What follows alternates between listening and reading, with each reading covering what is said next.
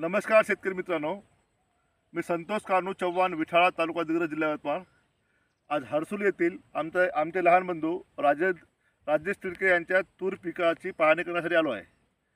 राजेश 40 दिवसापूर्वी माझ्याकडे आला होता. तेव्हा तो मला असा बोलला होता की त्याच्या एका शेतामध्ये तूर पूर्ण पिवळी पडली आहे आणि तूर मरू शकते असं त्याचं म्हणणं होतं. त्या अवस्थेत त्याला मी फंकिल नावाचं आयुर्वेदिक औषध दिलं होतं.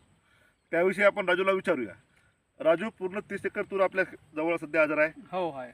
आपण पाहत आलो आहे बाकी क्षेत्र. हो, त्या साईडला मर दिसली मर आहे त्या साईडला. आणि आपण जे इथं आला उभ्या आहोत समजा, जिथं आपण फंकिल वापरलाय त्यामध्ये काय अनुभव आला तुम्हाला ते सांगा. मर नाही आहे, विशेष म्हणजे पिवळी पडली होती, मरा लागली होती. हा, त्यावेळेस मी संतोष भाऊला भेटलो, सांगितलं. संतोष भाऊनं फंकिल नावाचं औषध दिलं, त्याने हे तूर जमली.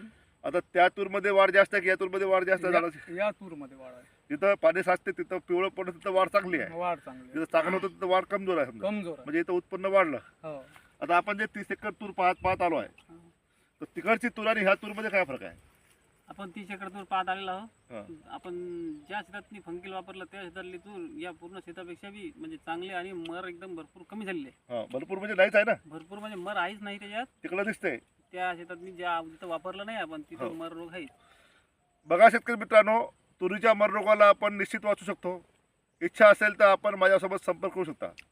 जय सेवालाल. जय जवाहरलाल.